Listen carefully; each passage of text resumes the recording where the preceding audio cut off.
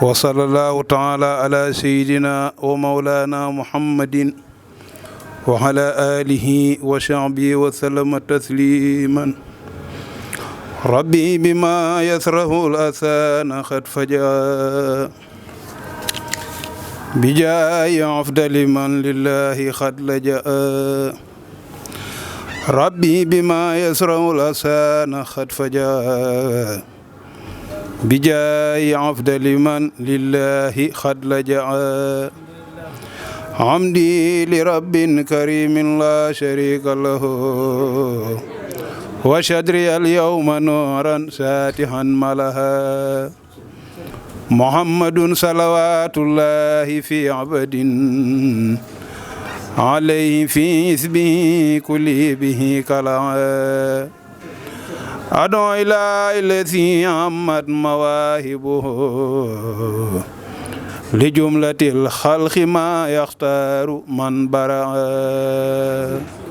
ناجيته جل أهواما وكرمني تكريم هاد وكل من لقن برعا. رحمن عبل جميع الخلق رحمة من يغني عني سر من قرآنه قرأ.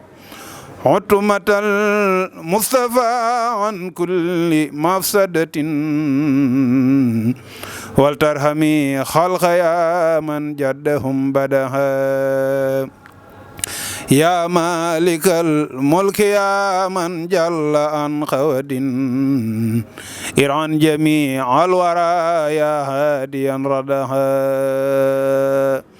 يا مالك الملك يا من جل عن خود إرحن جميع الورى يا هاديا ردها. موت ما قد نهى قلب من درر بجاه أفضل من لله قد لجأ. سبحان ربك رب العزة عما يصفون وسلام على المرسلين والحمد لله رب العالمين. Sëriñ Murtada Mbacke moom Cheikh Abdoul Ahad di la wax ne sunu xol dafa sedd lool ci jataay bi ndax ñun dañoo amul ku dul sëñ Touba waaye sunu bunt sëñ Touba muy sëñ Jéeri Wadaan amuñu ku dul sëñ Jéeri. yàlla dogal ñu koy wooteel bis bii nga xamante ne amuñu lu dul moom Mbacke nga ñëw teew ci loolu ñu ngi la ciy sant di la ñaanal yàlla te ku ne Abidjan ne sëñ Mourtala kon man dafay mel ne lii ma woote am naa ci ndam ba pare ndax li tax man am naa ci ndam di woote bisub sëñ Jéeri Wadaan sëñ Touba toog loolu mel na ne sunu borom def na ci tawféex kon Mbacke ñu ngi lay sant bu baax di la ñaanal di la wax ne sama xol seet na lool ci sa jataay bii.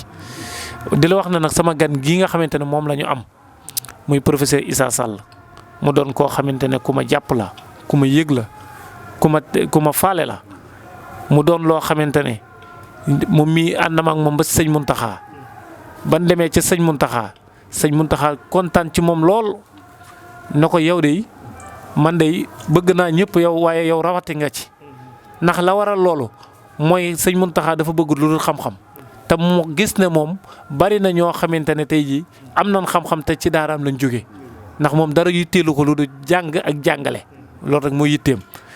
sëñ Muntaxa wax ko loolu gërëm ko sant ko ñaanal ko bég ci moom loolu nag jàppanteeg moom jàppante goo xamante ne lislaam rek moo tax muy moom mii ñu àndati dem ci sëñ Bassirou Abdou Khadir kasaalika kon ñu ngi koy sant bu baax kon tey bu bàyyee yitteem yëpp ñëw ngir yàlla ak ñun loolu nag ñu ngi ko ciy sant bu baax ndax ñun kat amuñu lu dul sëñ Jéeri Wadaan kon bu ñëwee ànd ak ñun ci bis bii man deselatuma ko dara waaw Mbacke nag maa ngi la koy wax ca sa kanam di la wax ne moom mii de jàpp naa ko jàppil goo xamante ne du ma ko dog mukk ba ilaa yu mi diine ndax lii mu ma defal lu rëy la ndax nit amul lu dul bisam kon bu bàyyee yitteem yëpp ñëwal ma fi xamal na kon war ngeen xam ne yëg na ma.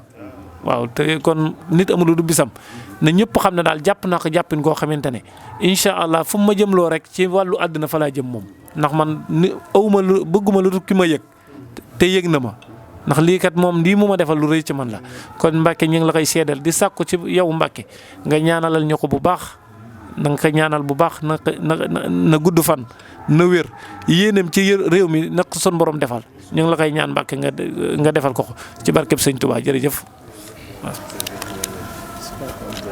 li nga wax doy na sëkk wax dëgg yàlla li nga wax doy na sëkk loo wax rek ñun ñoo ko wax suñuy maam la woon ak suñuy wajur tey ñun la suñu fal doon wax ne àdduna ñetti fan rek la waaw ba yàgg mu ni démb ak tey ak suba muy démb jàll la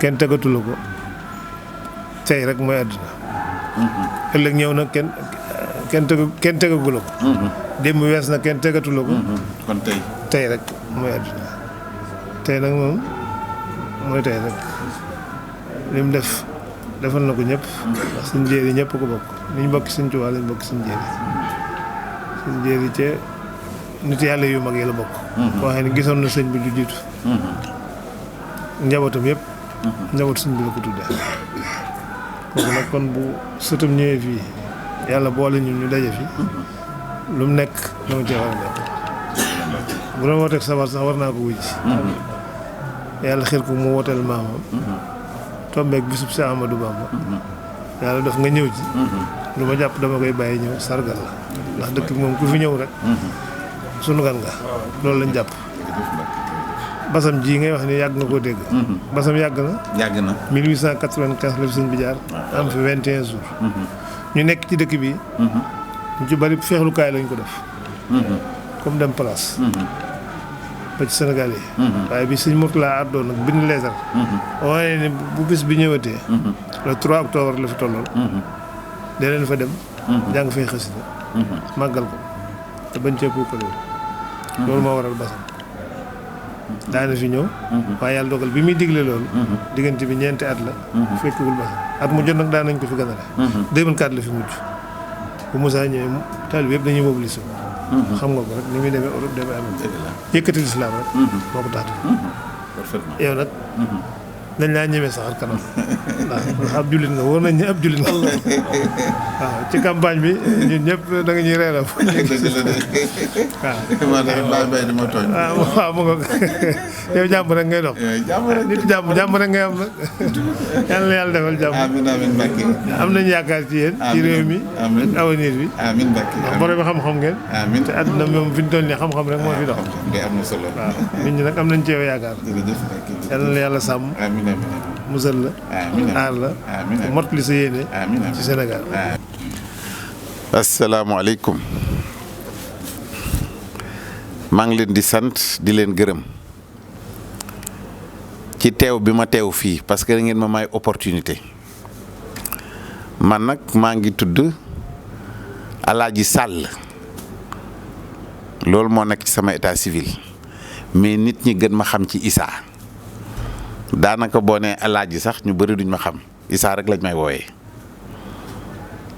dëkk Tataguine defe naa ne ko xamul Tataguine it war ngaa xam Fatick soriwu ko fa laa juddoo fa laa jànge dem Ndar jànge fa ba mu fa jógee ñëw Université de Dakar ba ma pare ma dem Amérique jàng li ma jàng nag mbiru informatique la yàlla dimbale na ma ba ma jàng ko ba am ci doctorat bi ma delsee nag ma liggéey ci nguur gi parce que ñoo ma yóbbu woon mais liggéey ci système Nations Unies liggéey aussi ci privé bi ma liggéey ci fànn yooyu yëpp nag ma ne toll na foo xam ne war naa mun a def sama liggéeyu bopp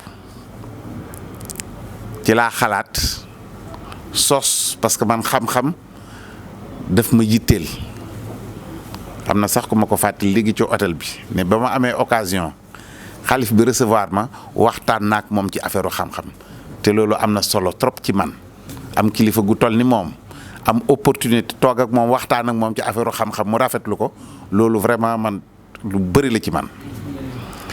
ma sos université bu ñuy wax université du Sahel université boobu nag am na 20 at ak lu topp ren daanaka lu mat 20 nationalités. ñii ñu ngi jóge Côte d'Ivoire ñii ñu ngi Burkina Faso ñii ñu ngi ba Comores ñu ngi fay jàng ci Sénégal donc loolu daal ci gàttal laa mënoon a wax ci man. créer université am na solo wante nag mën nga yëngatu ci defar réew looloo tax ma soobu ci mbiru Sénégal ba fi may wax ak yéen député la Assemblée nationale defe réeru leen mbir aussi ne nekkoon naa juróomi candidat yi demoon élection présidentielle bi passé man ci laa bokkoon yàlla nag moo seet lu ko neex def na ko ma nangu aussi li suñu borom def sama ñëw fii nag ci Côte d'Ivoire du guléet mais daf ci am coïncidence bu ma xaw a jaaxal parce que 2005 ñëw naa fii li ma fi indi woon mooy dafa am benn organisation buy càmbar njàng mi maanaam suñu université yi diplôme yi nga xam ne moom la ñuy joxe dafa am organisation bu ñuy wax CAMES nga xam ne dafa regrouper état yu bëri léegi nag comme dañuy tourner ci ay réew at moomu 2005 defe naa boobu jafe-jafe yi amoon na Côte d'Ivoire 2005 lañ ko defee Côte d'Ivoire man ma ànd ak samay enseignants pour ñu valider suñu yenn diplôme yi nga xam ne moom la ñuy jox xale yi ñu dal hôtel Ivoire barki démb bi may waaj a ñëw fii ma ne naa réserver hôtel bu may dal mais comme dama nekk membre ci club Accor bu ma demee ci dëkk yu mel nii souvent hôtel Sofitel laay dal ma gis Sofitel rek enregistré pour dal ci hôtel bi Mohamed Cissé di profité di ko gërëm bi ma jël see aéroport yóbbu ma ci hôtel ma ne ko mais fii hôtel Ivoire la mu ne waaw léegi Sofitel la tudd parce que 2014 la Sofitel jënd chaîne bi rek ma xam ne affaire bi am na lu nekk ci biir ma xam ne affaire bi am na lu nekk ci biir Cheikh Mouhamadou Sougou nag dafa nekk sama wóllëre ci mbiru politique loolu moom c'est très important man ba may dem campagne électorale maak moom ñoo def campagne bi yëpp ba mu jeex moo tax bi mu ne dafay organiser dara fii mu nekk bésu Serigne Jéeri Waadaan ma ne ko bu fekkoon ne Afrique du Sud nga ko organiser man dinaa jël avion fekke ko moo tax bi ma xëyee ci suba dama ne aw ma benn soxla Côte d'Ivoire loolu la ñëw directement fii ci kër su Touba gi fekk bés bi donc loolu mooy sama tànk leneen du sama tànk bi ma egsee nag ma am chance mu présenté ma mbooloo moo xam ne mbooloo mu am dayoo yéen ñi toog pendant 1 heure de temps dañu wax ne lu neex du doy ñu toog fa waxtaan wu am solo mu am sang yoo xam ne ñëw nañu aussi ca waxtaan wa ñu waxtaan ak ñoom waxtaan wu am solo ba ma wax leen ne yoon yemul ci benn xat-xat ci bëri na yitte yi bëri na wante incha allah dinaa fi ñëwaat beneen yoon ñu yokk waxtaan wi xam naa daal ci gàttal loolu laa leen mënoon a wax xanaa bu fekkee ne am na peut-être yeneen précision yi ngeen soxla maa ngi nekk à votre disposition. animosité parce que ñun ñëpp même objectif la ñu bokk maanaam réew mee tax ñu jóg askan wi moo tax ñu jóg bu askan wi taxee ñu jóg nag nit bu defee lu baax da ngay jàpp ni nit ki def na lu baax nga nangu ko bu defee loo xam ne àndoo ci aussi nga wax ko rek ci njëkk ak teraanga mais doo sànni xeer. man vraiment du ma def politique gu sànni xeer. d'accord ah on est d'accord. voilà sa avenir politique. ba tey la wàllu gën a aay li ñuy wax. ci ban façon. waaw tey la wàllu gën a aay li ñuy wax sama avenir politique mooy détermination ba ma amoon démb ak barki démb parce que déjà 96. jiite naa conseil régional u Fatick maa doon premier vice président conseil régional u Fatick. peut-être loolu ñu bëri xamuñu ko sax parce que man it dafa am lu bëri loo xam ne daal léeg-léeg damay xaw a woyofal yu bëri. waaw mais du tere nag ma gëm li may def présentation ba ma defoon pour jiite réew mi en 2019. te suñu borom dogalu ko. tey la Waalo gën a aay. cela veut dire que 2024 bu ñu suñu borom mayee kattan maa ngi ci biir. non li ma bëggoon a xam kay mooy. ñun ñëpp dégg nañ coow li jarul ñu koy laal. waaw fii la am fee la. non mënut a nekk fii. mënut a nekk fii. déedéet. kon feneen la. non fenn rek lay mën a doon. xaayaan ka dégg séeréer. xaayal ka dégg séeréer xam nga lu tax yow am nga primeur bi te je te sais un bon homme de presse un bon journaliste gis nga parti boo ko yoree da nga war a tëdd njaaxaanaay parce que quand même Sénégal la ñu nekk te dañu am constitution. dëgg la. constitution bi dafa am lu mu wax te bu ngeen seetloo actualité bi fan yii. waaw bien sûr. am na ay dérapage yu bëri de. am na dérapage yu bëree bëri te buñ ci taxawul mun na indi musiba. kon maanaam bu ñu bëggee xam Sénégal jamono ji ñu toll comme ni ma la waxee à l'automne. oui il faut que ñi yor réew mi. def beaucoup attention parce que. ah oui yi. ah oui saa yi la ñuy wax naan la foule est très folle. folle. mbooloo bu jógee rek. exactement moom ndox mu la cee. exactement. kon su ma bëggee comprendre il faut que état tamit. ah oui c'est ça. loolu tax président daal di. mais dagg voyage am ñëw xool mbir yi nan lay demee parce que dafa am ay problèmes yu brûlants yu fi nekk te loolu ñëpp dañ ci war a jàpp. c'est pas parce que dañu nekk opposition que ñun dañ koy xool rek am nañu jéego ñu ci war a def pour jàppale ko ci affaire bi daal. xam naa dernière question laay posé. parce que li ñu gën di wax muy gën a kii. oui dafa am lu xew Sénégal temps yi. waaw vous êtes professeur. oui vous êtes musulman. bokk ci les technocrates sénégalais. oui mu am benn école boo nga xam ni c'est une école étrangère. oui ñu koy wax l'école Jeanne d'Arc. oui ñoom ñu doon ca côté bee ñu doon ci côté bi. oui ay musulman dem di fa jàng ñu ne xale boo nga xam ni da ngaa muuru. oui waroo foo jàngale. oui lan moo ci war a am taxawaayu état. très bien kooku c'est un problème très complexe. très complexe. man dama ci waxtaan ak sama benn mag boo xam ne moom a jàngale nañu man xam nga lan la man li ma gis waaw mooy ku sérieux tooñ. ku sérieux tooñ. ku sérieux dafa tooñ. problème bi nag dafa dépassé sax problème mu école lu tax ma ne ku sérieux dafa tooñ ñëpp réerewuñu mbir ne suñu mbokk chrétien yi ci en tout cas question jàng. waaw ñu sérieux lañu. te nangu koo def. du noonu mais nag dañu tooñ foofu. waaw mais nag dañu tooñ foofu loolu tax mu métti xam nga bu fekkee ne da nga saay tooñ kooku amul problème mais boo sérieux tooñ c'est difficile parce que jullit boo war a teg dara ci boppam nga xañ ko ce n'est pas normal. waaw mais professeur diggante li nga xam ne dañ ko wax ñu ne ñoom mooy seen règlement intérieur école. oui. yow mi nga xam ne yëngu ci affaire doon par rapport ak constitution. oui. ndax nit mën naa jóge ci àll bi dikk def règlement intérieur ci constitution am. c'est-à-dire xam nga silsila droit moom ñëpp xam nañu ko. silsila droit mooy traité. moo nekk ca kaw. ba ma signé dara Côte d'Ivoire mooy gën a force sama constitution loolu ñëpp xam nañ ko. constitution tegu ci bu ci tegoo loi organique yi tegu ci bu ci tegee loi ordinaire yi tegu ci bu ci tegee décret président tegu ci bu ci tegee règlement yi tegu ci bu ci tegee arrêté yi tegu ci noonu la silsila bi dox ci droit. cela veut dire que booy def règlement intérieur kooku dafa méngoog arrêté eggul ci décret eggul ci loi eggul ci constitution donc seul règlement intérieur dafa conforme ak constitution bi. dëgg la foofu laa wax ne. ku sérieux tooñ. c'est-à-dire da nga sérieux parce que loolu aussi nit ki il faut nga nangul ko mais da nga tooñ parce que mënoo xañ nit mu def li nga xam ne moom la gëm. waaw looloo tax ñoom ñu def seen règlement intérieur ni lii la mais loolu ñu def seen règlement intérieur man bu ma la preuve je pense que saafara am na ci. parce que xale yooyu dinañ delluwaat jeudi mais nag dañuy dellu sous condition.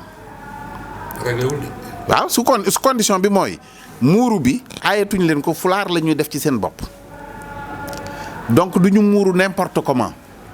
dañoo déplacer problème bi mais waaw non c'est-à-dire c'est provisoire mais il faut qu'on règle ce problème là. jërëjëf dafa mel ni burka bi rek. biñ doon wax xam nga y avait aussi un problème de burka mais dañ ci dellu gannaaw. c'est-à-dire da ngay muuru ba nga xam ne yow dama lay gis mais yow doo ma gis. te loolu wóorul. loolu wóorul. waaw waaw yow yaa ngi may gis mais man du ma la gis. wóorul sax wóorul. du ma dëkk koo xam ne. voilà je pense que problème boobu daal ñun interpellé nañu sax en tant que député. en tant que député waaw te defe naa dinañ ci bu ñu demee assemblée bu ubbee dinañ ci waxtaan pour vraiment trouver solution à cela. kàddu bu mujj dama bëggoon ñu delluwaat ci bisum sëñ Jéeri bi rek. waaw ñu àndandoo sant sang bi la woo. dëgg la ñëpp dañ koy sant ndax bu du woon ak moom duñ la gis. dëgg la sant la. dëgg la nga sant ko ñun ñëpp ñu bokk sant waa daayira bépp. dëgg la ñu tëjee ko waxtaan.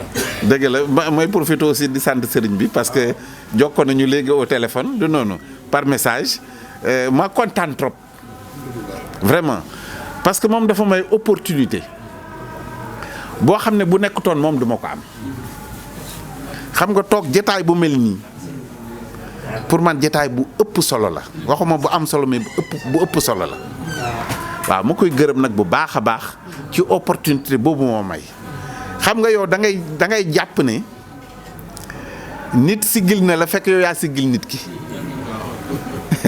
xaw ma ndax moom xam na fi may waxee waaw dafay jàpp ne nit siggil na la mais man moom ma siggil parce que journée bi man li ma ci am dafa bëri lu mu bon am naa ci 2 heures de temps ci journée bi diggante hôtel beeg fii calculer le temps bi ma fi nekk rek ça c'est extrêmement important en tout cas Cheikh maa ngi lay gërëm bu baax a baax suñu kóllëre am na ko wax léegi sëñ Thiam wax na wax ju rafet bukki dañ ko ne yow ni nga ñaawee ak sa jabar ji ni mu rafetee mu ne bu fi kenn ñëw xaw ma ndax xam ngeen wax jëm yooyu bu ci kenn dugg rek waaw coppante gi yéen xaj ngeen ci parce que dëgëral ko rek ngeen di def wante ku ci bugg a def leneen lu dul dëgëral na pousse rek man daal loolu laa gis defe naa répondre naa sa question. non c'est bon. voilà c'est bon jërëjëf. très bien.